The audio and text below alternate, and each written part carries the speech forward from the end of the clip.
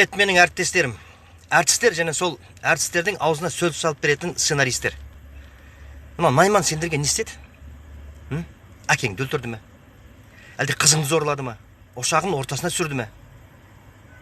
Найманнан басқа сендер тақырып жоқ па не? Кеше мен көрдім телевизордан екі полицейский бір баланы ұстап алып, его наказывать не будем, его Бог наказал, он женат на Найманке дейді.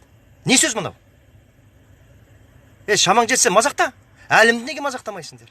Қоңыратты неге мазақтамайсыңдар? Сунақ бар, қожа бар. Мына жақта Албан менен Суан бар. Сонда ақ мазақтамайсыңдар, ана батыстағы Адайды неге мазақтамайсыңдар? Айтып көріңдер Адай туралы. Ертең 5 бала пышақпен келіп түсінесің алыңа. Есі кеткен бала шешесінің етегін көтеріп ойнайды дейді негізі.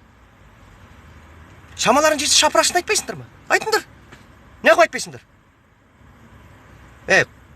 Найман деген ол Қабанбай батыр, басқасын айтпай ақ қояйын. Ана Алтайдан